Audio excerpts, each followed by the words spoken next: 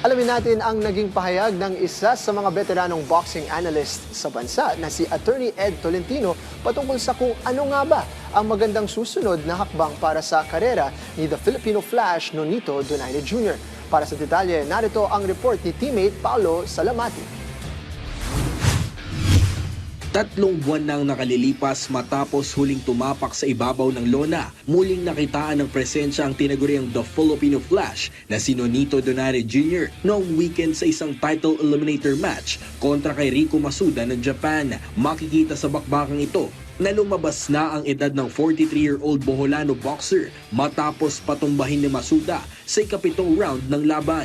Dahil dito, ito na ang ikalawang sunod na mabigo si Donaire kontra sa mga Japanese boxer kung saan noong Disyembre ng nakarang taon lamang ay nakalasap din siya ng pagkatalo kontra kay Seiya Tsutsumi sa Tokyo, Japan. Sa mga naging panayam kay veteran boxing analyst na si Attorney Ed Tolentino, sinabi nito na wala nang dapat patunayan at habuling tagumpay si Donaire sapagkat sapat na ang legasiyang iiwanan nito sa mundo ng boxing at ang kanyang iniambag sa Philippine sport. Ibinahagi rin ni Tolentino na sa dami na nang naabot ni Donaire sa kanyang boxing career, kabilang ang pagbibigay ng ilan sa mga maituturing na biggest fight sa kasaysayan, ay sunod na nitong hantungan ang International Boxing Hall of Fame. Sa kabuuan, nasa humigit kumulang 25 taon na sa mundo ng boxing si Donaire na may 43 wins, 10 losses at 28 sa kanyang panalo natapos via knockout. Paulo Salamatin para sa Atletang Pilipino, para sa Bagong Pilipinas.